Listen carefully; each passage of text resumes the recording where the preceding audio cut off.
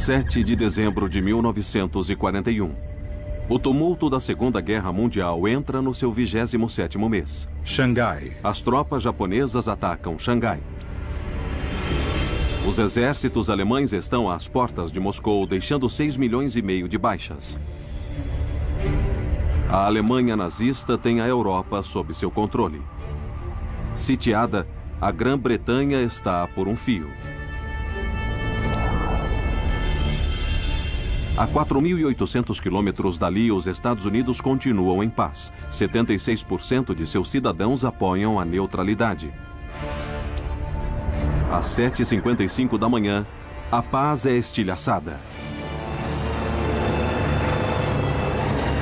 360 aviões de guerra japoneses baixam em Pearl Harbor.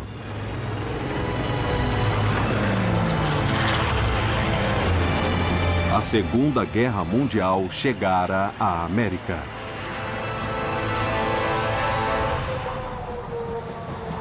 Esta é uma guerra da América que jamais foi vista.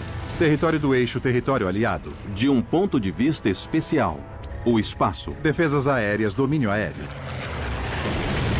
Testemunha das principais batalhas e das estratégias militares, por trás delas, em formidável detalhe, revelam-se as alianças políticas, a batalha global por recursos e o impressionante despertar do poder militar e de produção dos americanos. Mulheres na guerra. Que irão determinar o resultado do maior conflito jamais levado a cabo. Hiroshima, 80 mil mortos.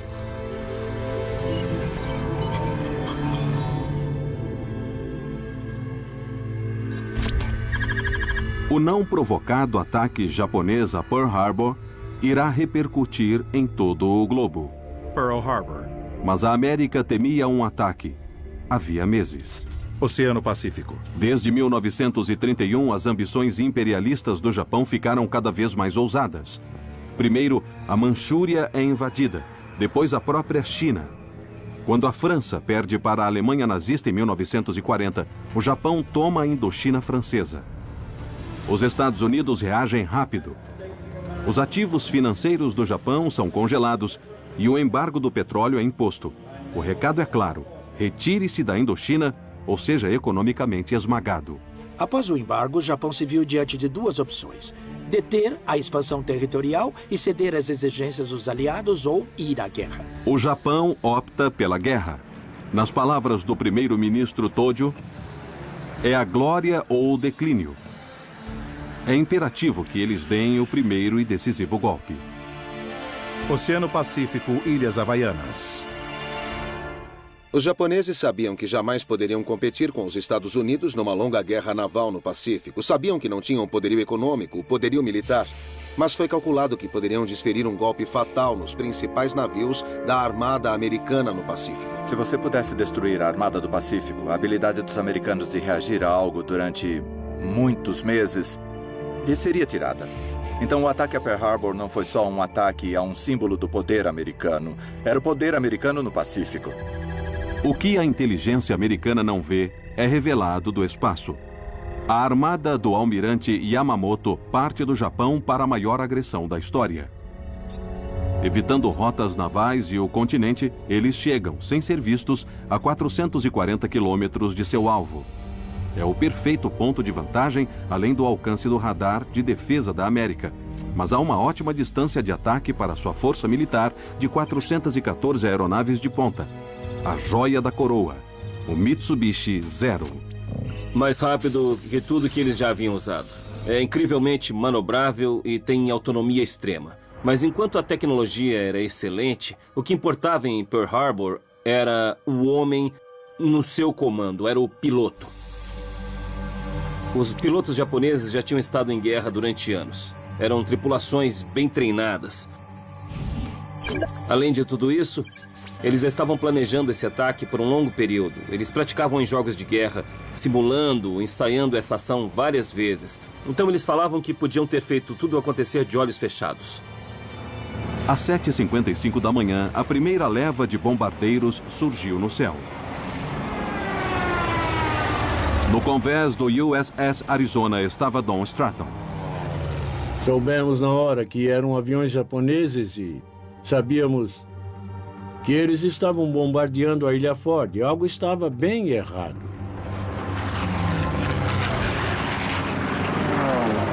Os aviões estavam metralhando e jogando bombas. E essa foi uma horrível experiência e uma horrível visão.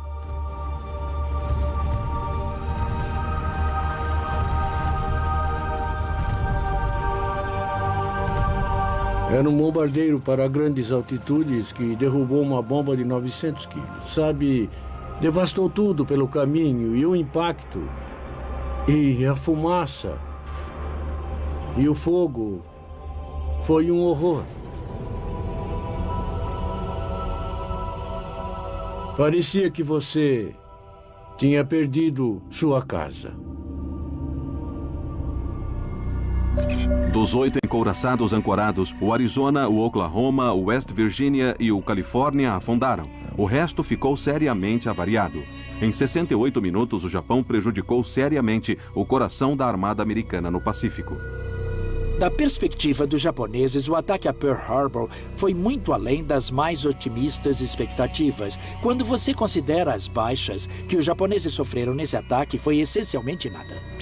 Os japoneses perderam 64 homens contra 3.649 baixas americanas. Uma taxa de dano humano de 57 para 1. Proporção de baixas humanas 57 para 1. Mas a margem de vitória do Japão esconde duas grandes falhas no ataque. Os japoneses não conseguiram atacar os campos de petróleo, os tanques de estocagem de petróleo em Pearl Harbor. Se tivessem feito só mais uma incursão acertando aqueles tanques de petróleo, teriam danificado toda a Armada do Pacífico, que não teria combustível para continuar. Mais importante foram os navios que os japoneses não alvejaram. Os porta-aviões americanos não estavam em Pearl Harbor na hora que os japoneses atacaram. E como as coisas evoluíram muito rapidamente, ficou claro que o porta-aviões iria se tornar o ativo naval mais importante para ambos os lados na Guerra do Pacífico, e os porta-aviões americanos estavam intactos. Suprimentos de petróleo e domínio aéreo. Dois fatores que irão ditar o destino da Segunda Guerra Mundial. E o Japão não atinge nenhum dos dois. Em vez disso, despertou toda a ira do adormecido gigante americano.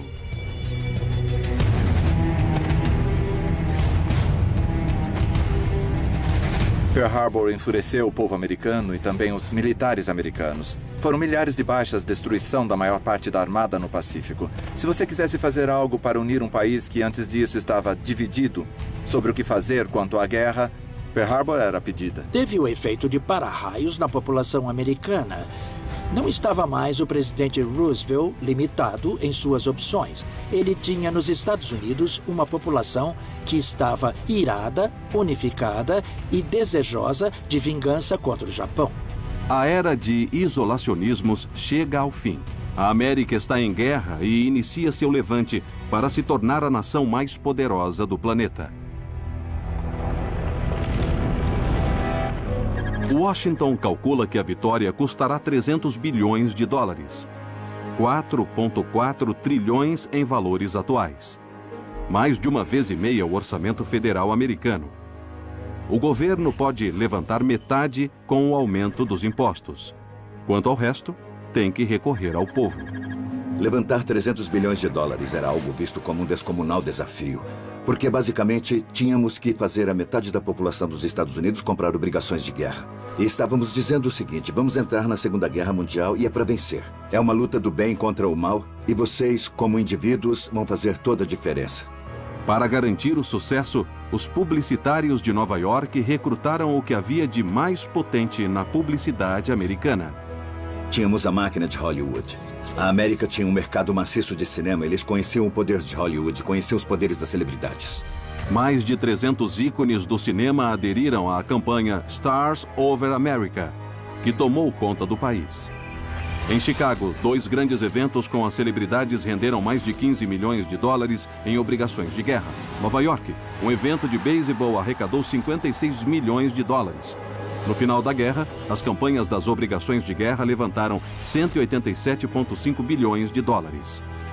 Ter todo mundo alinhado atrás de um objetivo e realizar a transação é algo grande. A América e seus aliados incomodados vão precisar de cada centavo. 4 dias após Pearl Harbor, a Alemanha nazista declara guerra aos Estados Unidos, que agora enfrenta 2 grandes potências com experiência bélica em 2 frontes. Quando a América entrou na guerra, parecia que os exércitos agressores iriam vencer. Visto do espaço, o perigo que a América corre é claro. Sua armada está em desarranjo e seus ativos no Pacífico estão à mercê de um Japão desenfreado. Do outro lado do planeta, seu aliado militar mais forte, a Grã-Bretanha, está de mãos atadas, sitiada pela Alemanha nazista. Europa ocupada. A América está no epicentro do maior conflito da história. Roosevelt tem que tomar a maior decisão de todos os presidentes americanos. Qual inimigo enfrentar primeiro? Franklin Roosevelt declarou que a Alemanha era o único país que poderia vencer nossos melhores amigos em todo o mundo. E eles tinham que garantir que a Grã-Bretanha sobrevivesse. Manter a Grã-Bretanha em pé era essencial para os prospectos de longo prazo de vitória. Um grande porta-aviões propiciaria uma invasão no continente.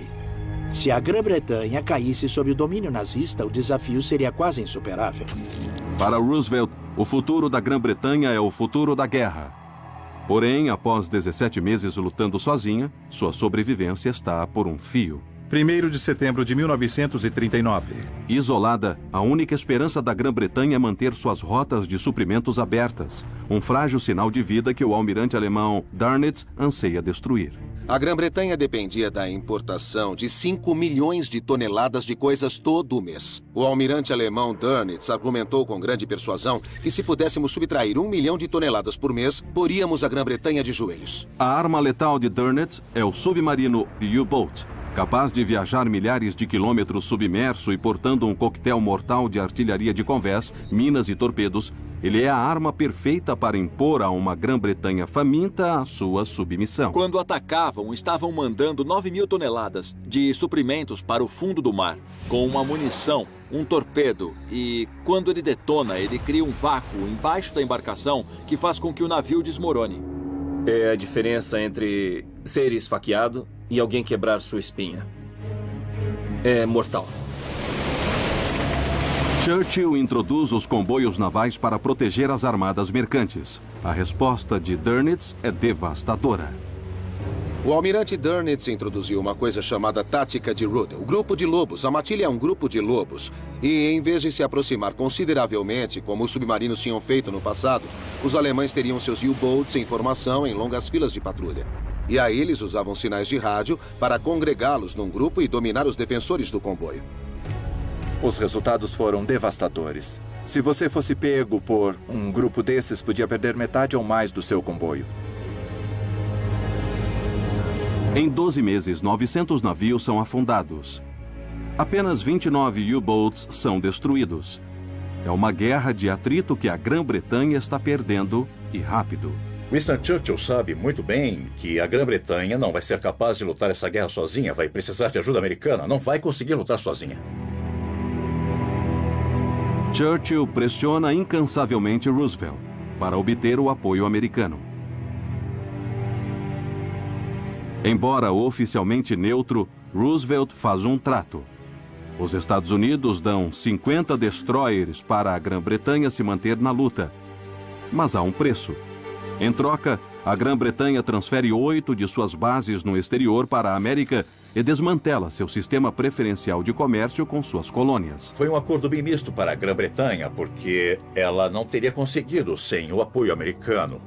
Por outro lado, isso acelera o colapso do Império Britânico, torna o Império cada vez mais inviável. Para Winston Churchill foi um acordo bem doloroso, mas um acordo que talvez tivesse que ser feito. Dezembro de 1941. A América entra na guerra. Seu primeiro ato de agressão é se unir à Grã-Bretanha na Batalha do Atlântico. Uma estratégia que dá de cara com o desastre. Quando a América entra na guerra, a Batalha do Atlântico de fato dá uma guinada. E, para pior, para os aliados. A quantidade de navios aliados que afunda atinge realmente números astronômicos. Em meados de 1942, 2.703 navios aliados são afundados. A taxa de letalidade do U-Boat é de 36 para 1. Trata-se de um número insustentável de baixas. Mesmo com a América lutando junto, a liberdade da Grã-Bretanha e a liberdade da Europa estão por um fio.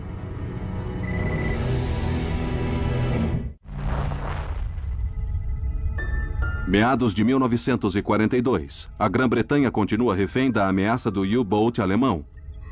Os navios americanos enviados para ajudar estão sendo destruídos a velocidades alarmantes. Para reverter sua sorte, os aliados têm que tomar a dianteira na guerra de inteligência. Guerra de inteligência. O fator mais crítico na Batalha do Atlântico foi a troca de informações entre os americanos e os britânicos. Isso maximizou tecnológica e intelectualmente as capacidades de ambos os lados. O precedente para essa vital colaboração é a missão Teasar, 15 meses antes do ataque a Pearl Harbor. 1º de setembro de 1940. Com a invasão nazista aparentemente inevitável, Henry Teasar, chefe do Comitê Aeronáutico Britânico, persuade Churchill a presentear a América com todas as inovações científicas que a Grã-Bretanha detém, em troca do acesso às linhas de produção americanas. Os projetos são colocados dentro de um único baú. Embarcado na Grã-Bretanha, ele chega à capital Washington em setembro de 1940. Esse baú foi descrito por um oficial americano como a carga mais importante que jamais alcançou o litoral do país. O baú continha o memorando sobre a viabilidade da bomba atômica, projetos de motores a jato, foguetes, supercompressores, miras giroscópicas, dispositivos para detecção de submarinos, tanques de combustível com autovedação, explosivos plásticos e talvez a mais importante invenção da Segunda Guerra Mundial. O funcional magnetron número 12, um avanço na tecnologia de radares. 1000 vezes mais eficaz que o melhor similar americano. Isso foi revolucionário. Você pode instalar numa aeronave, pode instalar num navio e pode pegar essa tecnologia e levar a qualquer ponto do campo de batalha. As linhas de montagem americanas iniciam a produção em massa do dispositivo que irá mudar o curso da guerra. Seu primeiro desafio: fechar a lacuna mortal no meio Atlântico. Do espaço, o cemitério de navios dos aliados é surpreendentemente revelado. Você pode mandar missões aéreas dos Estados Unidos, missões aéreas da Grã-Bretanha, mas não consegue fechar tudo e tem a lacuna do Atlântico bem no meio. Os U-Boats perceberam isso e se concentraram nessa área. Em abril de 1943, 3.450 navios aliados tinham sido perdidos. Porém, novos porta-aviões são lançados, lotados de aviões com grande autonomia, equipados com o magnetron número 12, e a lacuna começa a ser preenchida. Aí o Atlântico deixa de ser uma grande extensão na qual o U-Boat pode se esconder para ser "não estou conseguindo te localizar". Enquanto os decifradores de códigos britânicos desvendam o código Enigma alemão, a última peça do ressurgimento dos aliados ocupa seu lugar. E a vantagem tática e tecnológica é explorada no comboio naval conhecido como ONS-5. De todos os comboios navais, um dos mais importantes foi o ONS-5 em abril de 43. Ele é importante de fato porque demonstrou claramente, eu acho, quão longe os aliados tinham ido. 42 navios do lento comboio naval ONS-5 saem de Liverpool rumo ao Canadá. Para Dönitz, é um alvo perfeito. Dönitz sente um grande senso de urgência. Ele precisa afundar mais e mais toneladas de navios. E, de fato, ele abusa da sorte nessa batalha. A primeira leva de U-Boat afunda 13 navios aliados. Mas com o nevoeiro intenso, houve a reviravolta. Armados com os códigos alemães e radares avançados, os aliados reagem com impunidade. Dönitz luta mais tempo do que devia, requisita mais U-Boats do que devia. E eles, de fato, são massacrados pelo comboio. Após a batalha, Dönitz diz: a Batalha do Atlântico terminou. Porque ele vê o nível de expertise que britânicos e americanos alcançaram na detecção de U-Boats, pois foram perseguidos e eliminados. Com o ONS-5, a Batalha do Atlântico está tudo menos vencida. E a assustadora transformação da indústria americana pode começar a ditar as sinas da guerra. Com o dinheiro e o poder para produzir mais que o eixo, a América embarca numa revolução social e industrial sem precedentes. Havia um comitê industrial de guerra e eles saíam olhando os lugares nos Estados Unidos e diziam: aqui vamos fabricar tanques, aqui os aviões, e depois a população ia para lá. Foi como se na Segunda Guerra Mundial alguém tivesse escolhido o continente norte-americano, o litoral leste, e o tivesse convocado e tudo mais, gente, aportes financeiros, tudo, escorregasse para o oeste atravessando o continente. A população da Califórnia aumenta 53%.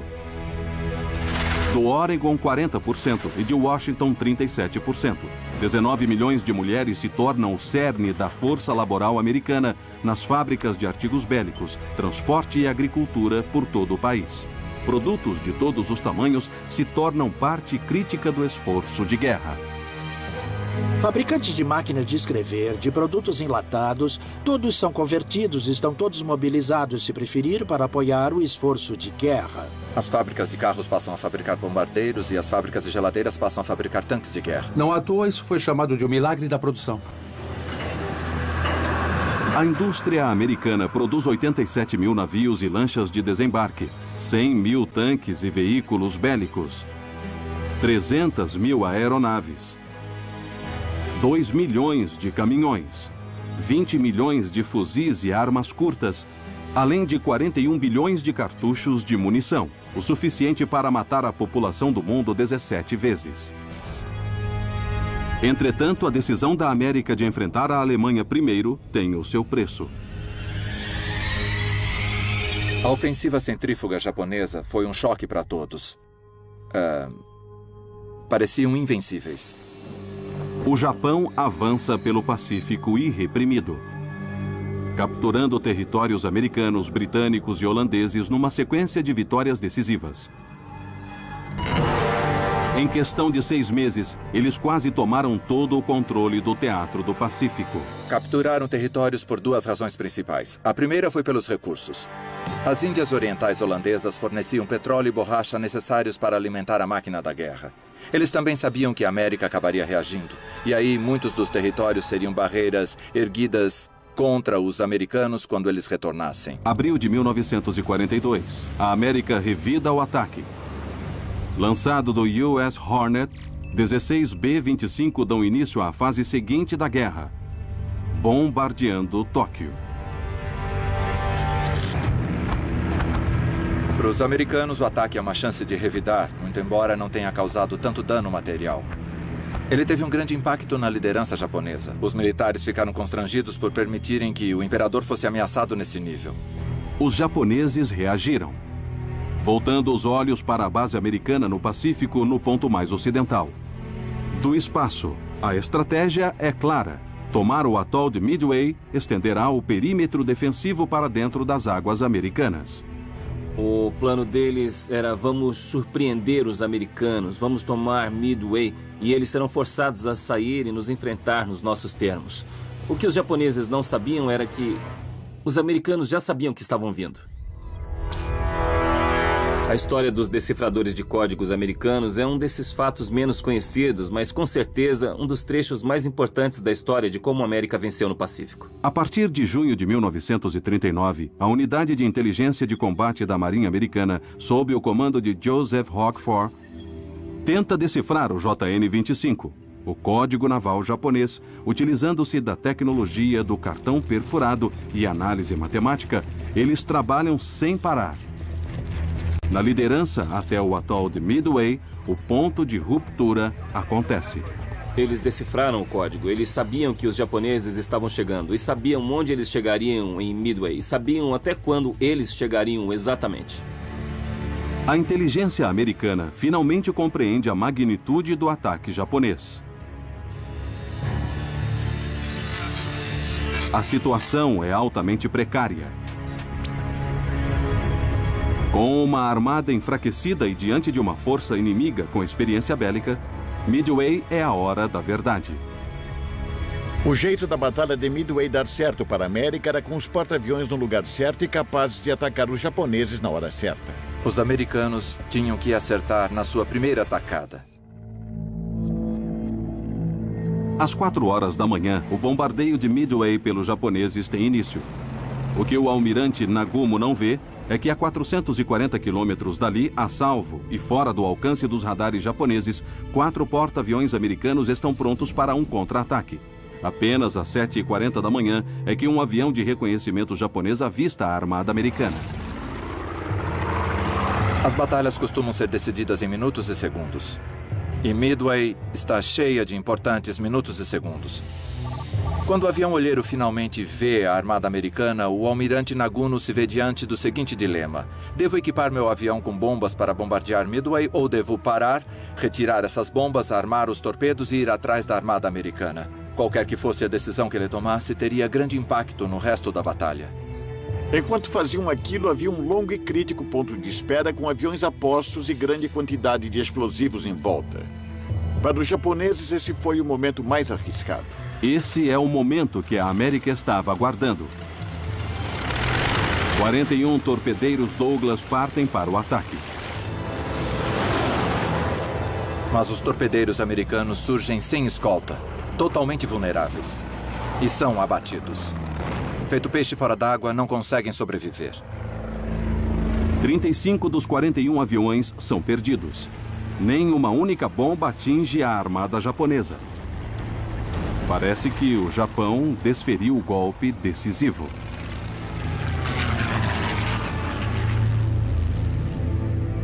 Aí, de repente, outros torpedeiros apareceram e a situação mudou. Uma segunda leva de bombardeiros americanos mergulha. A armada japonesa fica sem cobertura aérea. Os convéses tomados por aviões, torpedos e bombas. São tochas a serem acesas. Bombardeiros de mergulho chegam e 3 porta-aviões japoneses são destruídos em minutos.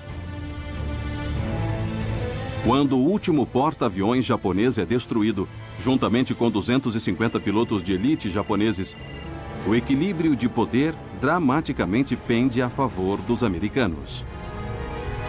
Tínhamos 7 novos porta-aviões em construção. Eles tinham um só em construção.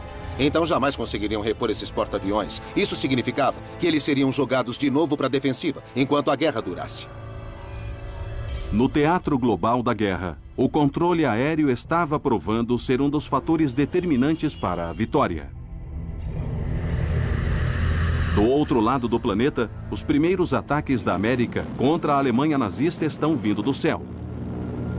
As maiores cidades da Europa são as novas linhas de frente da guerra. 6 meses se passaram após Pearl Harbor, e os frontes da Segunda Guerra Mundial estão no momento crítico. A América e seus aliados detiveram o avanço da agressão alemã na Batalha do Atlântico. E detiveram a expansão territorial japonesa na decisiva vitória em Midway. Em junho de 1942, os primeiros bombardeiros americanos chegam à Grã-Bretanha. Bombardeiros. E se juntam numa batalha brutal pela supremacia aérea que se espalhara pela Europa desde o irromper da guerra. 1º de setembro de 1939. Os esquadrões da Luftwaffe alemã saíram em vantagem, obrigando a Polônia, depois os Países Baixos e a França a ficarem de joelhos. A queda da França em 1940 realmente pareceu justificar a superioridade da Blitzkrieg. Havia grande preocupação, os alemães podiam ser invencíveis. Com a dominação nazista quase completa, Hitler vira a Luftwaffe contra sua última oposição restante, a Grã-Bretanha. É imperativo que a Força Aérea Real aguente firme. O que está em jogo para os britânicos é a sobrevivência. Em 10 de julho de 1940, a Batalha da Grã-Bretanha tem início. A Luftwaffe bate forte nas defesas britânicas e suas metrópoles. Londres, Inglaterra.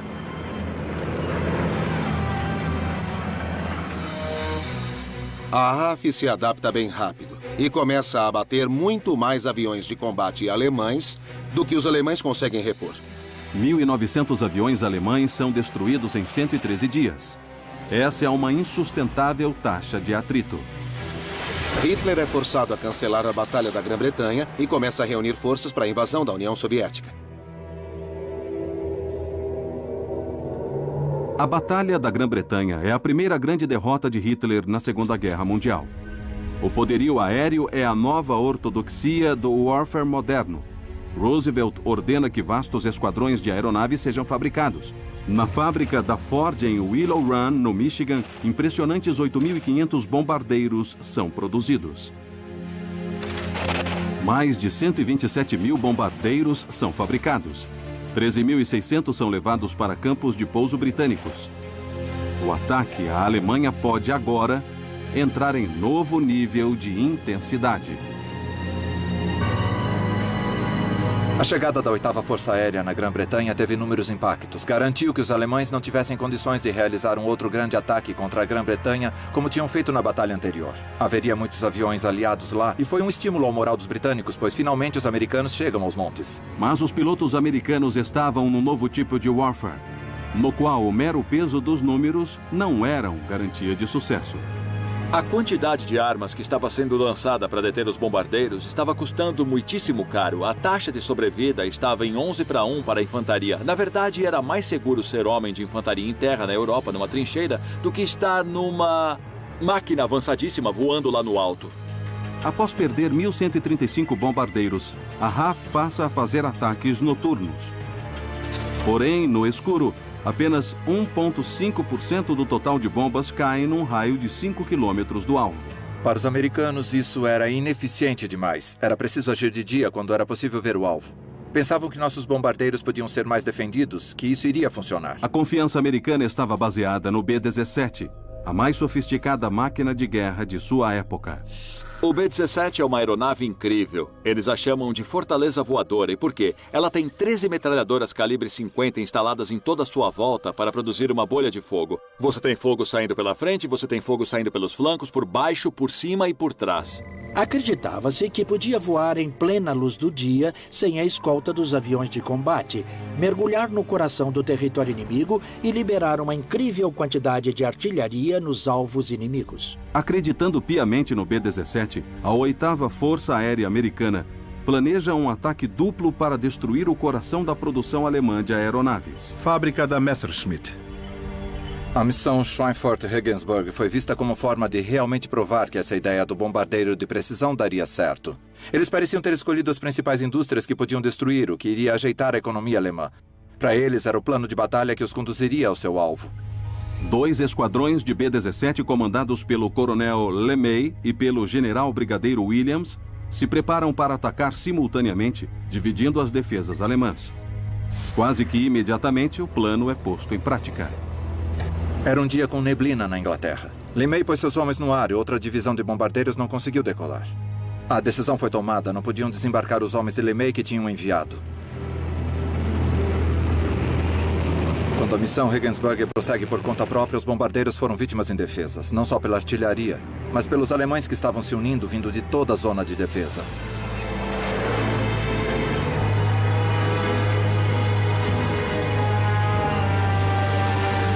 O setor Schweinfurt entra em cena há algum tempo. Após o setor Regensburg, os alemães conseguem se recompor e se reafirmar. E passam pelo mesmo sofrimento.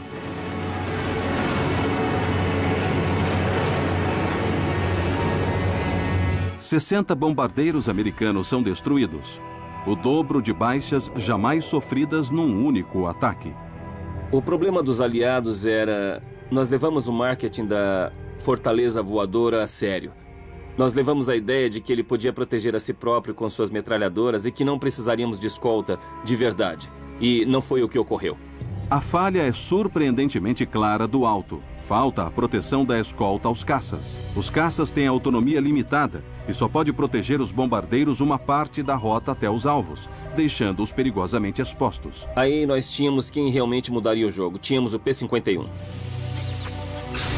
O P-51 era um incrível caça em muitos níveis diferentes. Mas o verdadeiro segredo era sua incrível autonomia.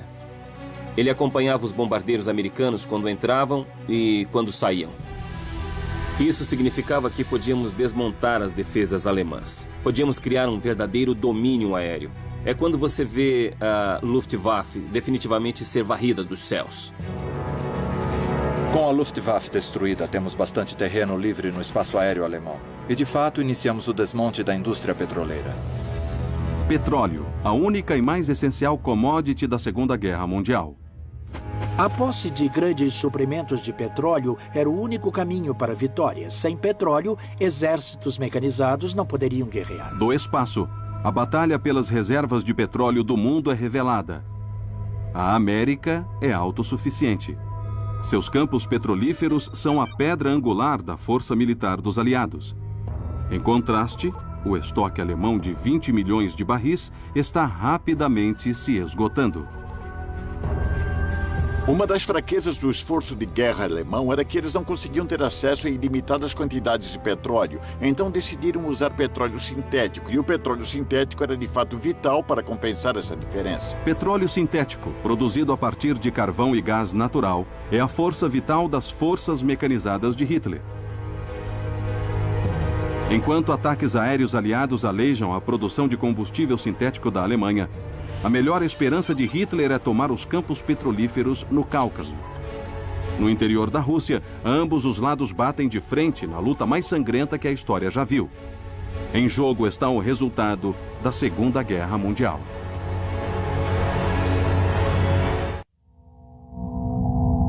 Setembro de 1940. Enquanto a América continua neutra, Hitler tem a Europa sob o seu jugo. Porém, pelos céus da Grã-Bretanha, o avanço incansável dos nazistas rumo ao Ocidente é detido. Essa é uma derrota que força Hitler a voltar sua atenção para seu principal objetivo, a conquista e o aniquilamento da União Soviética. A União Soviética representava o nexo de tudo que Hitler odiava. Ele a via como bastião do comunismo e do judaísmo. E se não fosse derrotada, a União Soviética acabaria destruindo a Alemanha e destruindo a raça ariana. Havia também um puro pragmatismo aqui. A União Soviética era o Großraumwirtschaft, o grande espaço econômico. Eles precisavam de matéria-prima, o petróleo, o alimento. E com a anexação da União Soviética, teriam condições de manter uma longa guerra e rechaçar qualquer ataque americano e britânico. 22 de junho de 1941. Hitler lança a Operação Barbarossa, a invasão da União Soviética. Em um fronte de 2.900 quilômetros, o exército de Hitler, de mais de 4 milhões de tropas da Wehrmacht, se avoluma e avança, destruindo tudo o que há pela frente. Esse foi o maior exército que jamais foi reunido na história do mundo. E os alemães demonstraram uma maestria operacional e tática que os soviéticos simplesmente não conseguiram igualar. A barbaridade foi incompreensível. Seguindo as tropas na linha de frente, havia esquadrões de ações especiais. O objetivo era identificar e assassinar líderes políticos e, sobretudo, judeus nas áreas ocupadas.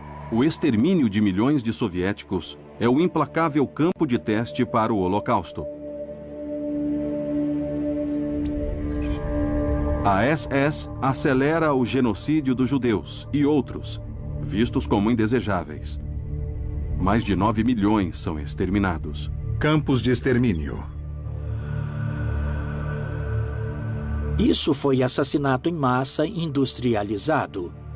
Foi uma coisa que não tinha acontecido nem na Idade Média. No inverno de 1941, o avanço brutal deles os colocou à beira da vitória. Leningrado está sitiada e as divisões Panzer alemãs estão às portas de Moscou. Buscando um devastador golpe tático e ideológico, Hitler volta sua atenção para Stalingrado. Stalingrado era um importante alvo para Hitler, porque ele sabia que tomá-la seria um insulto a Stalin e também sabia que forçaria Stalin a tentar reavê-la e ele teria condições de exaurir o Exército Vermelho. Também era uma importante cidade porque permitiria que ele girasse rumo ao sul, entrasse no Cáucaso, tomasse todas as regiões produtoras de petróleo e tornasse a Alemanha autossuficiente em petróleo. Para os dois lados, os riscos da Batalha de Stalingrado são imensos. Para Hitler, fracassar em Stalingrado seria um enorme golpe para o mito nazista, seria um enorme golpe para a própria guerra. Igualmente, Joseph Stalin estava implacável, não iria tolerar a derrota, não iria tolerar uma retirada. Uma rendição, uma perda de terreno seriam punidas com a sanção máxima. A Luftwaffe derruba 1.000 toneladas de bombas em Stalingrado. antes que 2,5 milhões de tropas se enfrentem. A ferocidade da Batalha de Stalingrado era algo saído direto do inferno. Não era incomum para batalhas serem travadas não por partes da cidade ou por quarteirões, mas literalmente por vários andares de um mesmo edifício. Em alguns casos, os reforços soviéticos foram para cima sem armas, enfrentando a morte certeira. E mesmo assim, mais e mais, eles continuavam chegando. Enquanto a batalha acontecia, o Exército Vermelho lança a Operação Urano. O que o alto comando de Hitler não consegue ver pode ser visto do espaço. Mais de 1 milhão de soldados soviéticos atacam as posições alemãs pelos flancos antes de surpreender os inimigos por trás. A Operação Urano foi um choque total e, de repente, Stalingrado estava cercada. Com o corte de suprimentos, os alemães são lançados no mais rigoroso dos invernos da Rússia. Em condições subhumanas, eles começam a se desintegrar.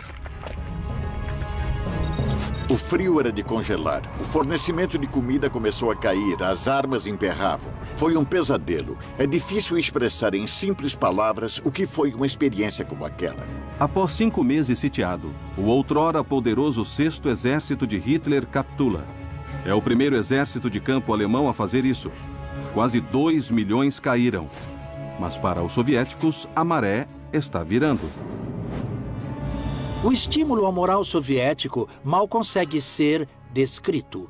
Os prisioneiros alemães tiveram de marchar por Moscou e isso provou que os soldados nazistas não eram super-homens. Em vez disso, estavam diante de soldados alemães que desistiram, que se renderam, que não fizeram frente à determinação do soldado soviético. Para Hitler, a derrota é devastadora. Instintivamente, ele revida o ataque. Adolf Hitler tentou recuperar a iniciativa estratégica para fechar uma lacuna, uma saliência, se preferir, situada ao redor de Kursk. Visto de cima, o objetivo de Hitler é claro: eliminar a saliência, concentrar suas forças e recuperar a iniciativa. Para os aliados, é vital que seu mais recente parceiro militar resista. O fronte oriental é vital para os aliados porque ele absorve o grosso do poder de fogo da Alemanha. Para ser cruel, foram os soviéticos que mais lutaram e mais morreram em terra. O presidente Roosevelt compromete mais de 11 bilhões de dólares no programa Lend-Lease para Stalin. Ainda assim, as rotas tradicionais de comércio pela Europa são bloqueadas. Colocar a ajuda americana dentro da União Soviética é um dos maiores desafios logísticos da guerra. Eram 3 rotas que podíamos usar. Uma era a rota do Atlântico Norte, entrando pelos portos do Ártico Norte de Arcângel e Murmansk, mares agitados, gelados, de difícil acesso. E uma outra pelo Pacífico até Vladivostok. Mas tudo tinha que ser descarregado na Sibéria e depois levado para a Rússia na ferrovia Transiberiana, que é lenta e demorada. Também havia a rota pelo Cabo da Boa Esperança, entrando no Irã e no sul da Rússia. A rota do Golfo Pérsico é crucial para o sucesso da Rússia, mas torná-la viável é uma tarefa monumental. Nós tivemos que construir uma cadeia de suprimentos do nada. Não havia infraestrutura. Os portos não existiam. Nós que tivemos que construir. Engenheiros aliados constroem desembarcadouros, quebra-mares e cais. Simultaneamente, 720 quilômetros de estradas são construídos e 3.200 quilômetros de via férrea modernizados. Com todas as rotas agora abertas, os Estados Unidos injetam 16 milhões de toneladas do programa Lend-Lease na Rússia, incluindo gasolina, munição e um sistema de telecomunicação totalmente militar. 14 milhões de pares de botas. Alimento suficiente para garantir a cada soldado soviético uma refeição reforçada por dia durante um ano. Porém, mais importantes são os 500 mil veículos Studebaker fornecidos pelas fábricas de Detroit. O Studebaker, de fato, alterou o jogo porque deu ao exército soviético a capacidade de operar em alta escala com uma logística de longe alcance.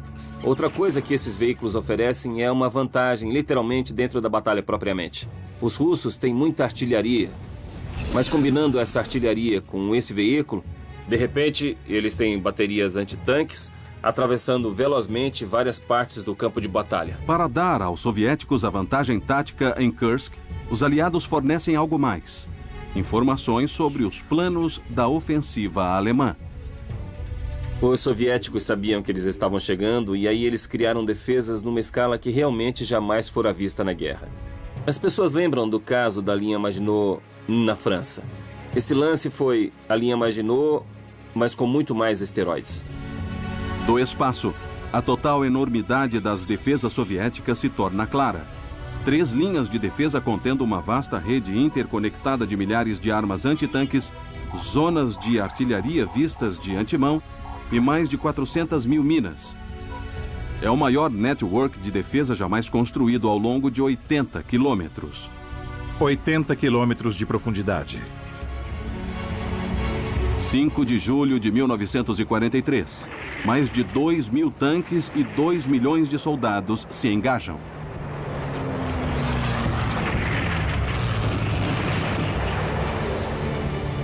O nível de intensidade na Batalha de Kursk era extraordinário.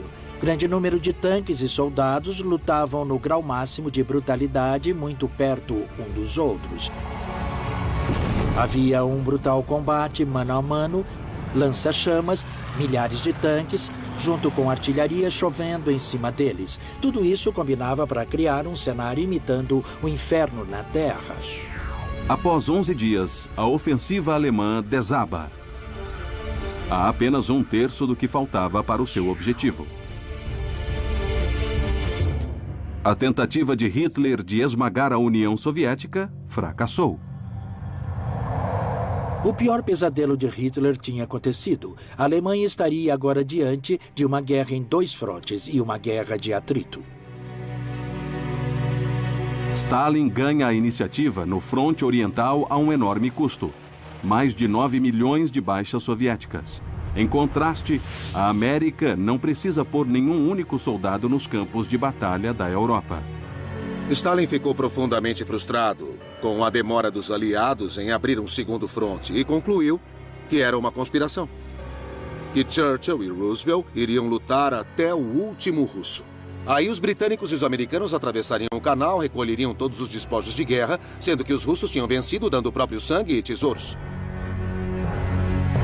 Antes de uma invasão em larga escala da Europa, Roosevelt resolve sangrar suas tropas no norte da África. A campanha no norte da África foi um campo de testes para o exército americano, que ainda tinha que enfrentar o exército alemão de forma significativa. Mais do que confiante e inexperiente, o exército americano está prestes a receber seu batismo de fogo, algo que abalará suas estruturas. O desastre no Passo de Kasserine foi um evento seminal.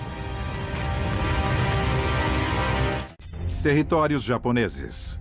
Enquanto a investida dos americanos no Pacífico contra os japoneses acelera, e enquanto Stalin no leste e a campanha dos bombardeiros aliados no oeste continuam enfraquecendo o Terceiro Reich, a América se prepara para testar suas tropas no norte da África. Elas se juntam a uma campanha no deserto que se arrasta ferozmente por mais de 2 anos. 10 de junho de 1940, a Itália, sob Benito Mussolini, se junta ao eixo. E com a Alemanha, planeja forçar a Grã-Bretanha a sair do norte da África.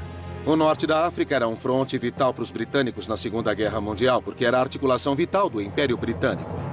Uma vitória alemã e italiana abrirá as inexploradas reservas de petróleo do Oriente Médio e tomará o canal de Suez, que conecta a Grã-Bretanha ao seu império. Era preciso proteger o canal de Suez, e quando se está transportando muitos equipamentos, você tem que usar todas as rotas marítimas. Isso é tão verdade hoje quanto era na época. Setembro de 1940. O eixo invade. Por 2 anos, eles fizeram os britânicos voltar. Mas o avanço é detido quando o marechal de campo alemão Rommel é derrotado em Al-Alamein. Para capitalizar nessa vitória, Churchill pressiona Roosevelt por apoio, mas quase todos os conselheiros presidenciais têm lá suas dúvidas. No início, quase todos os militares americanos sênior viam a campanha no norte da África como uma digressão do esforço principal, uma perda de tempo. Decisivamente, Roosevelt passa por cima do conselho. A decisão de Roosevelt de enviar forças americanas ao norte da África foi talvez a mais importante decisão estratégica da Segunda Guerra Mundial. Isso, de fato, nos deu um local onde podíamos desembarcar o exército americano, realizar uma batalha contra as unidades secundárias alemãs, não aquelas que encontraríamos na Europa. Portanto, essa foi uma jogada brilhante. Desde o ataque a Pearl Harbor, um vasto exército americano vem se acumulando, ávido para sentir pela primeira vez o gosto da guerra. As pessoas faziam filas nos postos de recrutamento. Todos os rapazes queriam pegar em armas. E eu me formei em fevereiro e já estava de farda em março. O país tinha sido violado, era o que pensávamos. E todos queríamos nos ocupar, fazer alguma coisa a respeito. Voluntários e alistados no serviço militar engrossam as fileiras, enquanto a América se ergue para se tornar a maior potência militar do mundo. Antes da guerra, a força total do exército americano, inclusive o núcleo aéreo, era bem menor que 200 mil homens. Haveria um aumento de 40 vezes num período de 6 anos. Durante a guerra, as Forças Armadas reuniram 16 milhões de homens, ou seja, 13% de toda a população. Com esse vasto exército reunido, a América está pronta para a Operação Tocha. Na época, a maior invasão anfíbia da história. Operação Tocha. Tocha foi de fato um ensaio muito importante para o dia D. Foi uma enorme operação. Em termos de logística, extremamente complexa. Tocha foi um monumental desafio para os Estados Unidos porque não tínhamos vencido a Batalha do Atlântico ainda. Tínhamos que escoltar tropas, munição, suprimentos dos Estados Unidos direto para o norte da África. Escoltar tropas da Grã-Bretanha até o norte da África, através de águas patrulhadas por submarinos alemães, e depois desembarcá-los em litoral hostil.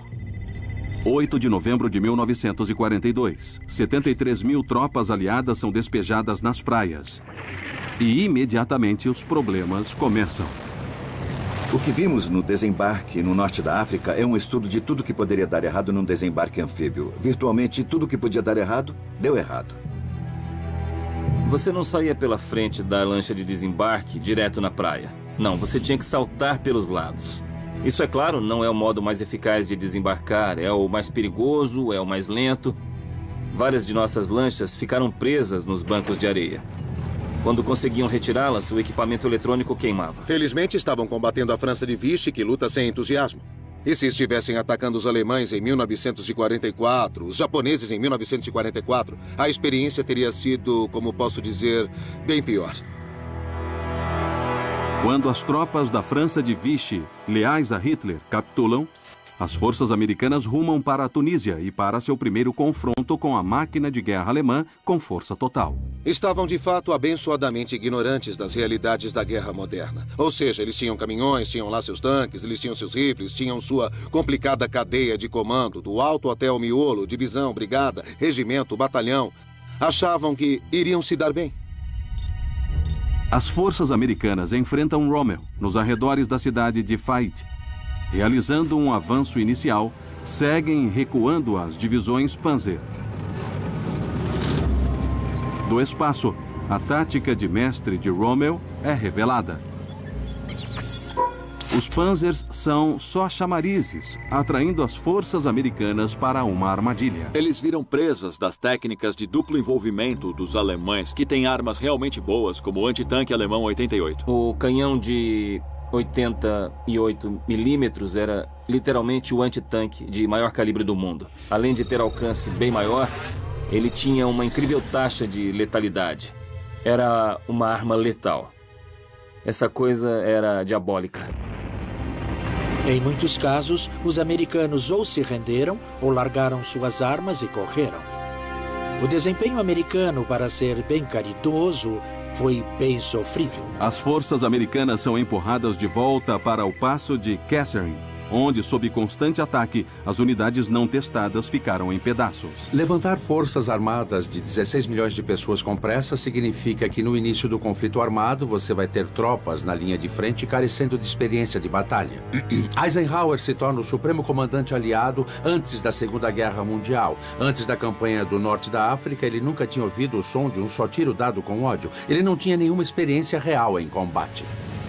Um posterior desastre é evitado quando reforços do primeiro exército britânico chegam. E com o marechal de campo Montgomery se aproximando do leste, Rommel recua. Frank Gervaisi é testemunha do resultado. Nós chegamos ao passo de Kesselring e não havia patrulhas ali. Ainda dava para sentir o cheiro da carne queimada nos tanques em chamas. Seres humanos, sabe, foi um horror. Levamos a maior coça. Não esqueça, porém, que estávamos lutando contra o melhor da Alemanha, Rommel. Nós tínhamos o equipamento, mas não tínhamos a experiência. A América sofre 6.500 baixas. Sua primeira batalha em terra na Segunda Guerra Mundial é um desastre. Kesselring foi uma tremenda derrota para os Estados Unidos, sabe? Não tem nem como dourar essa pílula. Por outro lado, foi a melhor coisa que aconteceu ao exército.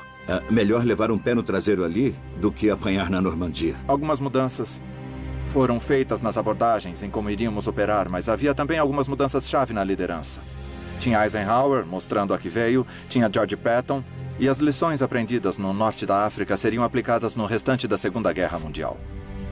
As novas doutrinas do exército americano garantem uma guinada dramática. Primeiro, a Tunísia cai. É seguida pela Sicília, preparando o terreno para a invasão da Itália pelos aliados.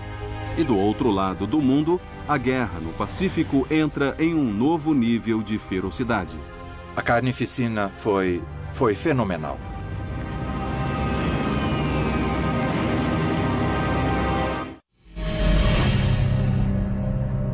Desde as cinzas de Pearl Harbor, a máquina de guerra americana agora está perto do seu potencial de luta contra seus inimigos em 3 continentes.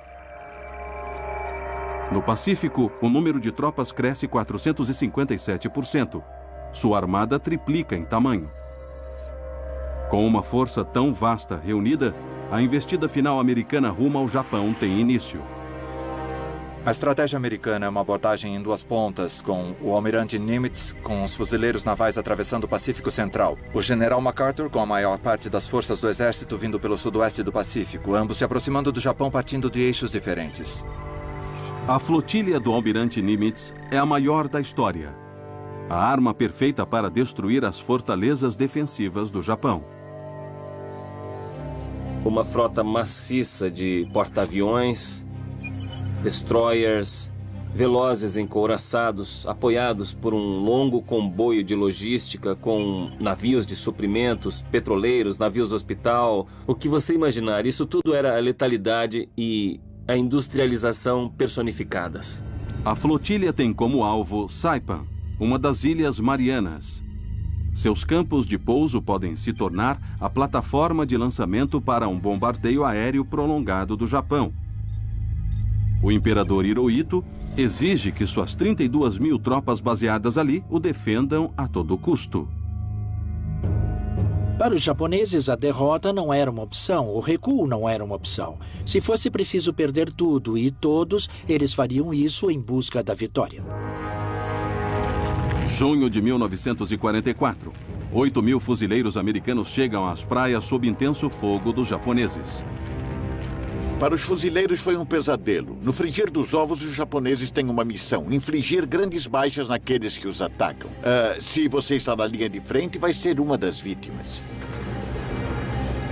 Enfrentando uma fanática resistência, mais 80.000 tropas desembarcam, todas dependentes de apoio naval. Mas o que o almirante comandante americano Spruance não vê é que 55 navios japoneses rapidamente se aproximam. Para os japoneses, esta de fato seria a última tentativa. Precisavam ter sucesso aqui, nesta batalha em particular, ou jamais teriam condições de botar em campo esse tipo de força de novo. Reagindo ao perigo, Spruance divide sua força despachando metade para enfrentar a armada japonesa.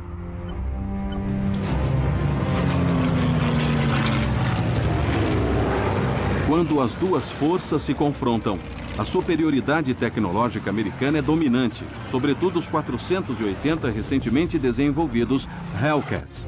O Hellcat é uma arma incrível. É veloz, pode ser atingido e mesmo assim consegue prosseguir. É muito bem blindado e, além de tudo isso, ele agora é pilotado por pilotos de elite. Os japoneses perderam a maioria de seus bem treinados pilotos em outras batalhas e não deu para substituí-los. Não tinham combustível para treinar e as aeronaves não eram tão boas. E foi isso que, de fato, criou a grande oportunidade da Batalha do Mar das Filipinas. Nas 8 horas seguintes, 429 aviões japoneses são destruídos contra 29 dos americanos. Uma taxa de letalidade de 15-1. A escala de matança entre pilotos americanos e japoneses é muito significativa, pois após a Batalha das Marianas, a força de porta-aviões dos japoneses não é mais um fator na Guerra do Pacífico. Em terra, as tropas americanas continuam a enfrentar uma feroz resistência. A guerra no Pacífico foi uma guerra amarga e cruel. Mas em Saipan ficou cada vez mais evidente como era profunda a ferocidade dos japoneses ou a ferocidade da capacidade dos japoneses de resistirem. Há histórias horripilantes de como os americanos tiveram que baixar tambores de gasolina e explodi-los nas grutas onde os japoneses se escondiam porque não conseguiam induzir o inimigo a vir para fora e se render. O fervor suicida não se restringe só aos soldados. Áreas de batalha. 8.000 civis japoneses se lançaram para a morte. As testemunhas americanas não acreditavam no que via, pois era uma massa suicida de japoneses e civis, inclusive mulheres e crianças, mães matando seus próprios bebês, em vez de se renderem aos americanos. Saipan. Quando Saipan cai, mais de 3.400 americanos jazem mortos ao lado de 46.000 japoneses, metade dos quais são civis suicidas. Uma simples amostra do que está por vir. Janeiro de 1945, o general Kurt LeMay, da Força Aérea Americana, chega aos campos de pouso conquistados nas Ilhas Marianas. A guerra no Pacífico está prestes a se intensificar brutalmente. Kurt LeMay acreditava que não haveria hesitação nem moderação em causar destruição ao inimigo. E o modo mais eficaz de fazer isso seria através de um maciço bombardeio estratégico. Ele estava indo destruir o poderio industrial do Japão. E o atiçamento para toda essa combustão era acender o fogo e queimar as fábricas, que na verdade eram casas com gente dentro. No dia 9 de março, mais de 300 B-29 alcançam Tóquio e sistematicamente derrubam 1.665 toneladas de M69, a bomba de fragmentação incendiária, sobre uma cidade de madeira. Esse continua sendo o ataque aéreo mais destruidor da história da humanidade. Os japoneses mais tarde chamaram os primeiros ataques incendiários de A Noite da Neve Negra, por causa dos escombros e do impacto desses ataques, em particular na vida deles. O bombardeiro líder que assistia aos ataques disse que dava para ver os incêndios a 240 quilômetros de distância. Você via o asfalto derretendo nas ruas. Você via o vidro derretendo nos prédios. Grande parte da tripulação aérea ficou abalada com os resultados. Atiradores relataram ter visto gente queimando até morrer e rios em chamas cobertos com napalm. Médicos japoneses escreveram que viram os escombros flutuando nos rios e não sabiam dizer se eram corpos ou pedaços de madeira. O resultado são 41 quilômetros quadrados cobertos de destroços. Esse inferno ceifou 90.000 vidas e deixou mais de 1 milhão de desabrigados. Do outro lado do Atlântico, as forças aliadas se reúnem para se preparar para um avanço igualmente decisivo na libertação da Europa. Para os aliados, os desembarques do dia D representavam o sucesso ou o fracasso de toda a guerra. Mas o resultado, de fato, estava por um fio.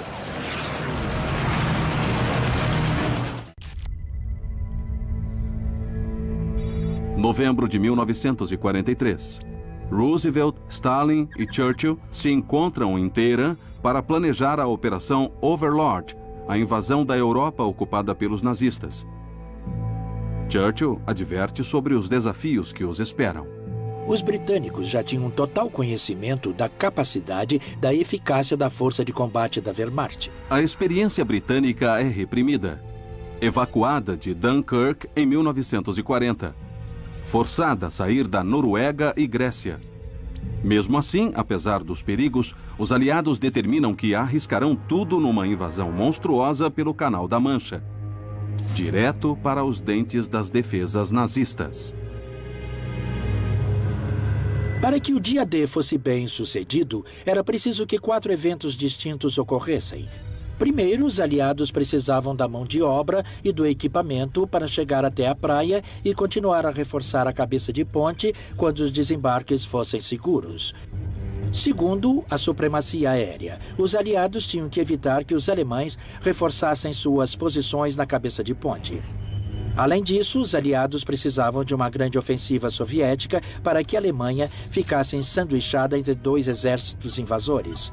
E, finalmente, o elemento surpresa. Se os alemães tivessem ficado sabendo que uma invasão ocorreria, tudo seria, com certeza, um fracasso. Para vencer a guerra da inteligência, os aliados lançaram a Operação Fortitude. Operação Fortitude. A Operação Fortitude continua sendo até hoje o maior plano de disfarce do moderno warfare.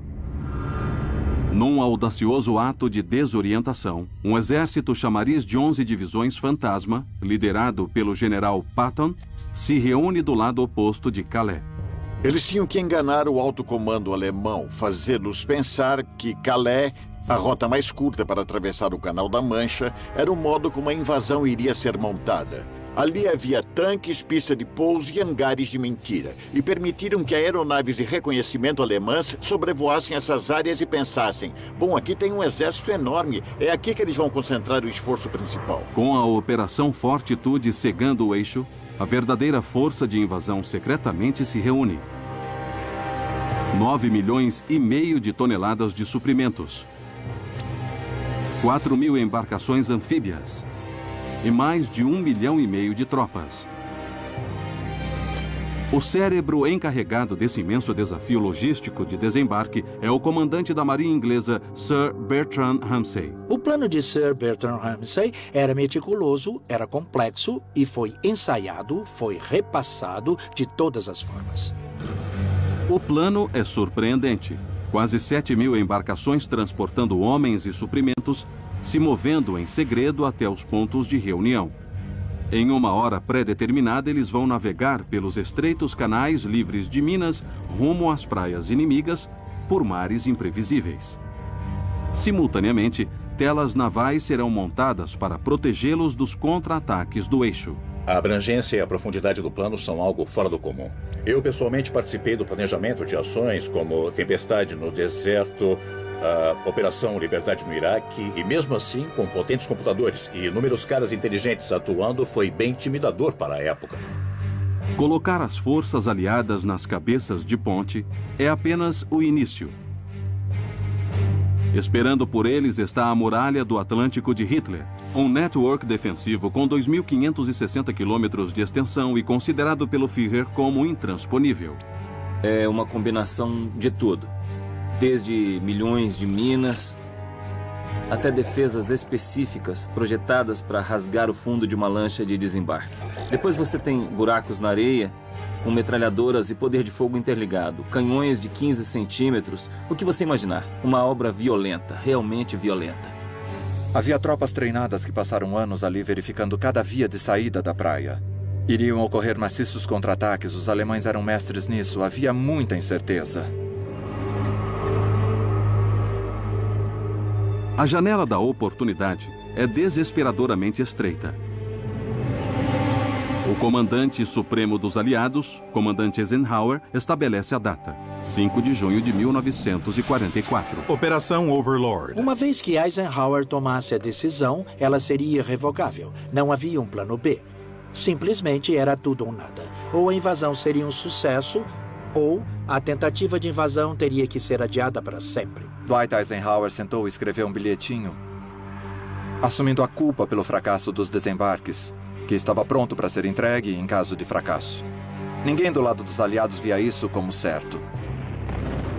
Enquanto os aliados bombardeiam a infraestrutura francesa, conectando a Normandia ao leste, 3 milhões de militares estão presos longe da população. Cidades costeiras estão isoladas. O destino do mundo é incerto.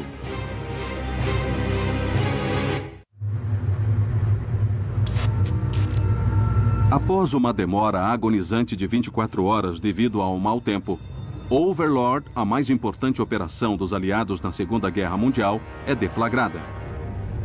Antes da armada embarcar para a Normandia, os aliados põem em ação o último golpe de gênio do disfarce. Para convencer os alemães que Calais é o local da invasão, bombardeiros britânicos circundam a baixa altitude, derrubam toneladas de partículas metálicas no ar.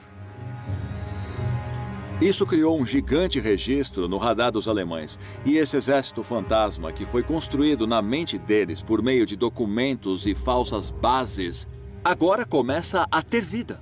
E confundiu os planos defensivos alemães, jogou-os numa desarticulação. Com a campanha de desorientação a postos, a força de invasão se dirige para os alvos. 5 cabeças de ponte e uma plataforma para canhões no topo de um rochedo em Pointe du Hoc. À frente dos transportes, uma barragem aérea e naval atinge as defesas costeiras. Apesar do ataque, os homens nas lanchas de embarque ficam sob um feroz fogo alemão. Foi confuso. Os aviões alemães estavam passando bem acima de nós. Havia muita bomba, metralhadoras atirando e tudo mais. Alguns dos barcos já tinham sido atingidos por bombas. E o que a gente via era que não sabia quem era. Vi os caras boiando na água, alguns sem as pernas, sem os braços. Tinha muito mais do que gente apavorada nos barcos. Alguns caras estavam chorando, outros estavam urinando. Estávamos nervosos. Todo mundo estava. Mas não havia nada que se pudesse fazer. Você sabia o que tinha que fazer e tinha que ser feito. Charles Barley e Michael Vernillo estão entre os primeiros a chegar em Omaha, a posição alemã mais pesadamente defendida. E muitos dos caras, havia muitos deles saindo dos barcos. Eles eram mortos na hora, se quer saber. Nós entramos na água. A água estava pela cintura. E eu pensei cá comigo assim, adeus, Charlie, você já era.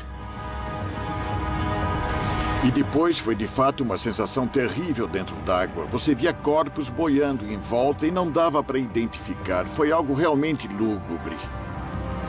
Quem teve a sorte de conseguir sair dos barcos, a cena com a qual teriam se defrontado é quase inimaginável. Eles deviam estar sofrendo de enjoo, deviam ter ouvido zunir dos projéteis acima da cabeça, devem ter visto bem na cara deles soldados americanos mortos e agonizando. Foi mais do que um caos. Foi um caos mortífero. Enquanto os aliados continuam a desembarcar sob impiedoso fogo alemão, o número de baixas dispara. Porém, após 15 horas de batalha, todas as cabeças de ponte estão tomadas e Pointe du Hoc cai no dia seguinte.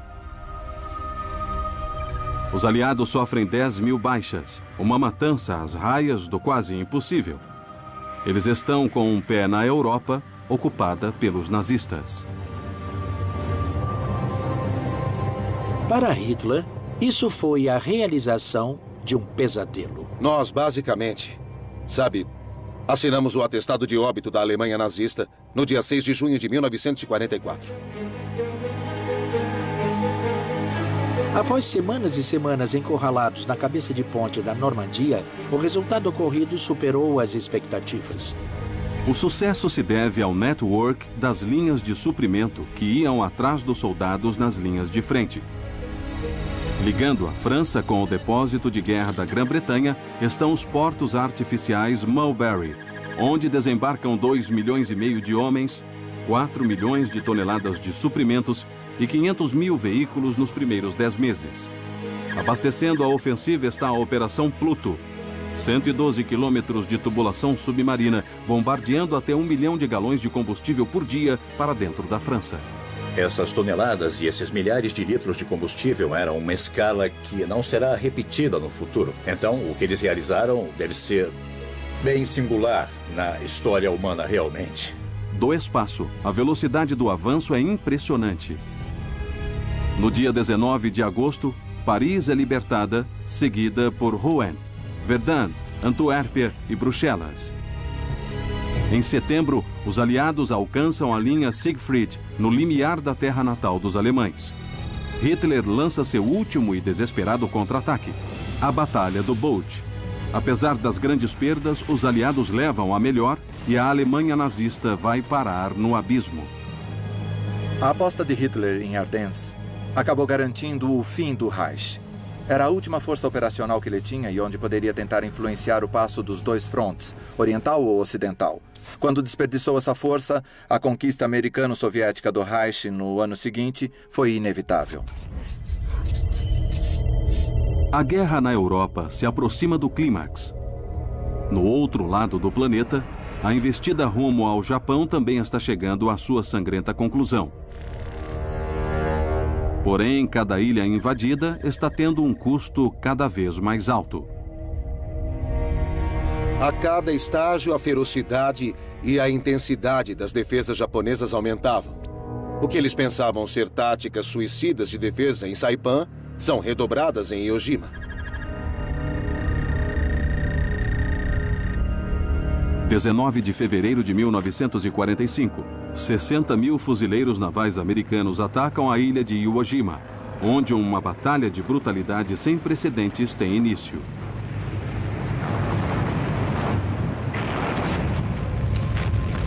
A batalha em Iwo Jima consta como a mais violenta luta que os militares americanos jamais experimentaram. Não havia limite à crueldade imposta aos japoneses que os fizesse perder a disposição. Essencialmente, eles decidiram que iriam morrer ali. Quando você tem esse tipo de fervor suicida, significa que o tipo de tática que você pode ter usado anteriormente não funciona. Então começamos a usar lança-chamas, napalm, tanques muito próximos, um estilo de batalha que aumenta o nível de violência muito além do que vimos nas fases iniciais da Segunda Guerra Mundial. Algo difícil de imaginar. Quando Iwo Jima cai, o Japão sofre 20 mil baixas contra 23 mil dos americanos. É a primeira vez que o número de baixas americanas é maior do que o do inimigo. Enquanto as forças aliadas se preparam para invadir Okinawa, a plataforma de lançamento proposta para a invasão do Japão, os riscos para ambos os lados são enormes. Os defensores japoneses de Okinawa sabiam que não iriam sobreviver, não poderiam vencer. Mas esperavam que, causando baixas suficientes, criando tamanho horror, pudessem fazer os americanos decidirem não invadir o Japão. Ou pelo menos talvez conseguissem para os japoneses um melhor acordo de paz. 1º de abril de 1945. A armada americana se aproxima de seu alvo. A escala é incomparável na Guerra do Pacífico. Força-tarefa. Okinawa foi uma empreitada militar numa escala equiparada ao dia D. O tamanho da força de invasão, o tamanho da armada invasora. 1.200 navios de guerra apoiam 3 forças de maciço ataque anfíbio que chegam às praias. Mais de 170 mil tropas desembarcam sinistramente sem oposição. Porém, invisíveis pelas tropas americanas, estão 97 mil defensores japoneses, prontos para atacar com selvageria sem precedentes. Eles pegavam o soldado japonês e usavam o corpo dele como arma. Os soldados japoneses, carregando na mochila 3,5 kg de bombas, correm para debaixo dos tanques. 6 mil defensores Banzai vão para cima dos fuzileiros, armados apenas com lanças de bambu e armas curtas. No nosso caso, podemos comparar com bombardeiros suicidas, mas se fosse possível imaginar que unidades inteiras de japoneses teriam tal comprometimento que de fato sofreriam morte em massa, essencialmente por suicídio, em vez de se renderem, esse de fato é um formidável obstáculo militar. No mar, leva após leva de kamikazes espatifam-se contra navios americanos. Os kamikazes eram especialmente terríveis para os americanos que ficavam tentando abatê-los a tiros, porque como você detém alguém que está disposto a morrer por algo? O objetivo deles era morrer e 18% dos kamikazes atingiram os navios. 404 navios americanos foram atacados. Quando Okinawa finalmente cai, perto de 100 mil soldados japoneses e 150 mil civis estão mortos. Os Estados Unidos sofrem mais de 76 mil baixas, 1/3 de toda a força de invasão. 35% de toda a força de invasão. A intensificação era um horror ali. Eram pequenas ilhas. E estamos falando sobre invadir o país natal dos japoneses, onde há milhões de defensores e também milhões de civis. O Departamento de Guerra americano estima que a invasão do Japão resultará em 10 milhões de baixas japonesas, juntamente com pelo menos 1.700.000 americanos. Uma outra solução deve ser buscada. Enquanto os aliados comemoram a vitória na Europa, enquanto Hitler e seu Reich ardem em chamas, a América empossa seu novo presidente. E o destino de Harry Truman é fazer uso de uma arma tão apavorante que anunciará um novo alvorecer no warfare em todo o mundo.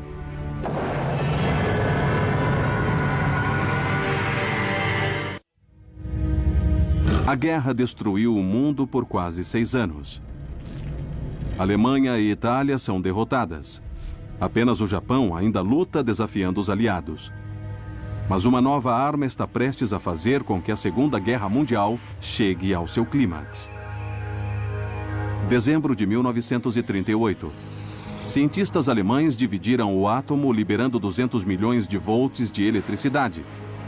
Após Albert Einstein advertir o presidente americano Roosevelt de que Hitler planeja um programa atômico, a corrida para a bomba H tem início. A América, em colaboração com a Grã-Bretanha e o Canadá, lança o projeto Manhattan. Projeto Manhattan Bomba A. Cidades inteiras e complexos industriais são construídos em toda a nação, empregando 600.000 pessoas e custando 2 bilhões de dólares. 25,8 bilhões em valor de hoje. Trata-se de uma engenharia em escala sem precedentes. Nenhuma outra nação do mundo poderia ter feito o projeto Manhattan como os Estados Unidos fizeram. Tínhamos todos esses teóricos juntos, eles diziam que havia 2 formas de construirmos essa arma. Tinha uma bomba de plutônio e uma de urânio. São diferentes processos, ambas são imensamente caras. Qualquer outro teria dito em qual delas quero focar. E os Estados Unidos disseram, para garantir, vamos fazer as 2. 13 de agosto de 1942. Julho de 1945. O projeto dá frutos. Uma bomba de urânio de codinome Little Boy e uma bomba de plutônio de codinome Fat Man. A bomba atômica é uma tecnologia que, historicamente, está na mesma escala da introdução da pólvora.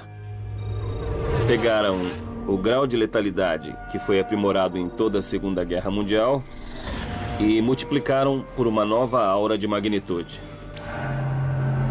Pela primeira vez, em um único evento, uma cidade inteira poderia ser destruída.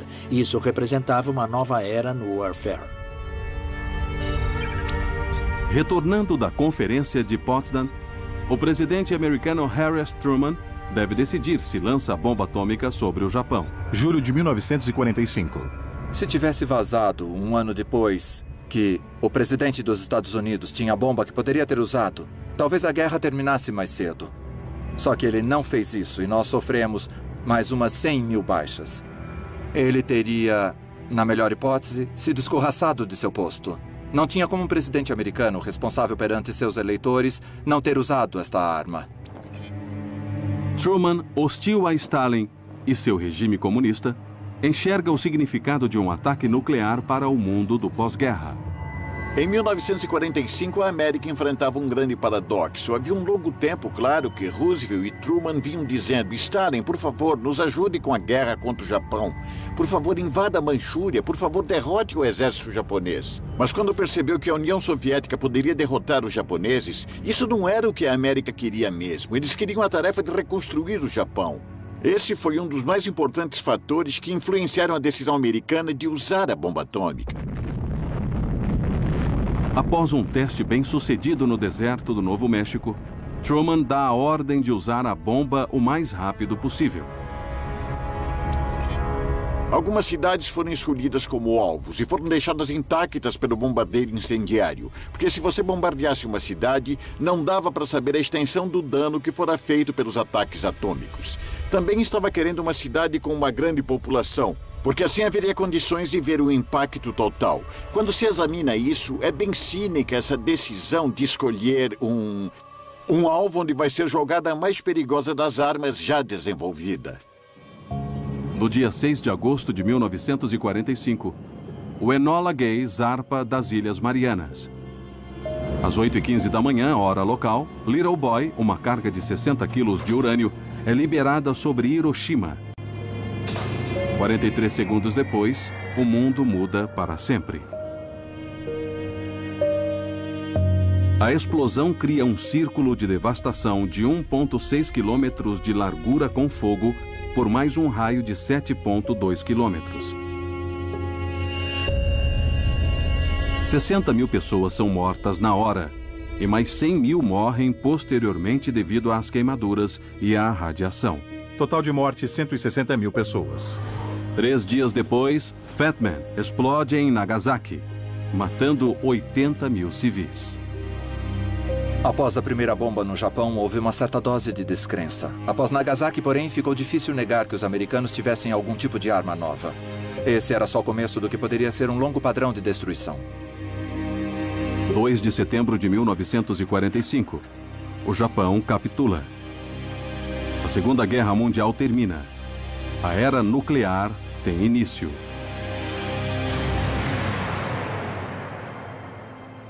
Muitos acham que o limite moral ético da destruição da Segunda Guerra Mundial foi transgredido pela bomba atômica. Eu discordo. Se havia alguma linha moral sobrando, todas foram transgredidas com as bombas incendiárias sobre as cidades japonesas. A grande questão da bomba atômica é: vamos continuar a fazer o que nossas armas tornam possível? E esse é o principal dilema que surge com a bomba atômica e as armas nucleares. A Segunda Guerra Mundial foi o conflito mais letal da história. Cerca de 78 milhões de pessoas morreram. 67% eram civis. Perdas humanas da Segunda Guerra Mundial. Se você perguntar quem venceu a Segunda Guerra Mundial, e se com isso você quer saber qual sociedade, qual nação contribuiu mais com sangue e tesouro para a vitória final, não foram os Estados Unidos. Foi a União Soviética. As perdas soviéticas na guerra ultrapassaram 25 milhões de pessoas. As perdas americanas foram 405.399 militares mortos e um punhado de civis. Mas se quiser saber quem venceu a Segunda Guerra Mundial, ou seja, quem acabou na posição mais vantajosa no final da guerra, quem colheu os maiores frutos da vitória, aí a resposta é clara: os Estados Unidos. Durante os 6 anos da guerra, a América sai da 17ª posição como potência militar para ocupar o primeiro lugar. Suas bases além-mar expandem de 14 para mais de 30 mil em todo o globo. Seu PIB dobra e ela se torna a maior credora do mundo, com metade da capacidade manufatureira do planeta e detendo 2/3 nos estoques de ouro do mundo. Ela domina a economia mundial, ela controla a formação da ONU, ela lança o mundo numa rota rumo à globalização que ela quer. Mas não pode mais voltar a ser isolacionista. A América isolacionista se foi para sempre. Não tenho certeza se a ficha de fato caiu, mesmo atualmente, do quanto temos que estar envolvidos. Mas como resultado da Segunda Guerra Mundial, somos atraídos para a globalização de modo inescapável. Tenhamos noção disso ou não.